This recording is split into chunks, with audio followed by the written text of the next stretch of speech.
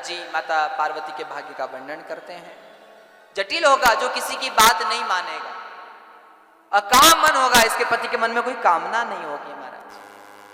जोगी जटिल अकाम मन, नगन अमंगल भेष, दिगंबर वेशधारी होगा, चिताभस्म धारण करने वाला। अस स्वामी यही कह मिली परी हाथ की रेख। मीना मैया कह रही गुरुजी ऐसा क्यों कह रहे हो आप? बोले मैं नहीं कह रहा हूं, ये आपकी कन्या आपकी बेटी पार्वती के हाथों की रेखा कह रही है महाराज, ये मैं नहीं कह रहा हूं। और आचार्य कहते हैं बोलो भक्त और भगवान की जैसे ही महाराज विनती की, स्तुति की, तो नारद जी कहते हैं देवी अगर इस भाग्य को सौभाग्य में बदलना है तो आपकी बेटी को तब करना पड़ेगा। क्यों? बोले जितने भी गुण कहे हैं ये सारे के सारे गुण महादेव में विद्यमान है, और समर्थ को नहीं दोष गोसाई, जो समर्थ होता है उसके गुण गिने नहीं जाते क्योंकि वो समर्थ है। और आपकी बेटी तब करेगी तो इसे महादेव वर रूप में मिल जाएंगे। और जैसे ही श्रवण किया पार्वती मैया तब के लिए हामी भर देती है। पर पार्वती मैया की एक बड़ी बहन है जिनका नाम है गंगा। गंगा जी ने सुना भाई हम तपस्या करेंगे तो हमें शंकर जी मिल जाएंगे, जिसकी तपस्या बड़ी होगी शंकर जी तो उसे मिलेंगे। तो पार्वती मैया धरातल पर आसन लगाकर, आसन पर बैठकर भगवान शिव के लिए तपस्या कर रही है। और गंगा मैया ने देखा कि पार्वती धरती पर बैठकर तप कर रही है, तो गंगा मैया एक वृक्ष पर चढ़ गई, पतली सी डाल पर पैर का अंगूठा रखकर शंकर जी के लिए तपस्या कर रही है महाराज। बड़ी तपस्या किसकी? गंगा जी की।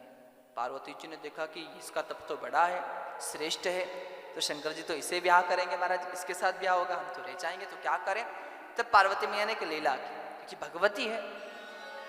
पार्वती मैया ने अपनी सखियों को बुलाकर कहा देवी हमने सुना है एक संत वन में भटक रहे हैं, और वो संत जब समाधि में होते हैं, और जब वो संत समाधि में विराजमान होते हैं, कोई जल का लोटा भरकर ले जाए और उन संत को ऊपर जब समाधि में है तब उनके ऊपर वो जल चढ़ा दे तो उसकी मन की इच्छा पूरी हो जाती है। पार्वती ने अपनी सखियों से कहा। अब जैसे ही अपनी सखियों से कहा तो सुन कौन रही है? गंगा जी। कुछ लोग होते हैं ना अपने घर में ध्यान नहीं, अपने घर के कामों में ध्यान नहीं, पड़ोसी के घर पे कान लगे रहते हैं, वहां क्या बात हो रही, क्या हो रहा है। और गंगा जी ने सुन लिया ये पार्वती तो कह रही है कि वो गुरु जी के ऊपर जल भर के चढ़ा दो, लोटा भर के, तो इच्छा पूरी हो जाती है। ये पार्वती जल चढ़ाए उससे पहले अपन चढ़ा दो। और गंगा मैया ने जल का लोटा भरा और दुर्वासा जी के ऊपर जल चढ़ा दिया। समाधि टूट गई गुरु जी की। भयंकर क्रोध किया और भयंकर क्रोध करके गंगा जी को शाप दिया,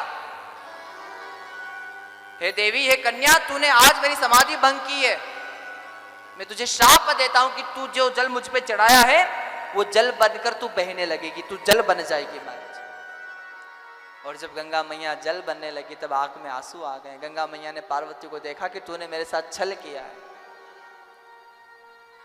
हर हर। इसलिए कभी दिखावे की भक्ति मत करो, किसी को देखकर भक्ति मत करो। भक्ति तो मन से करो, आत्मरंजन, आत्मा का कल्याण करने के लिए भक्ति होती है महाराज। हर हर।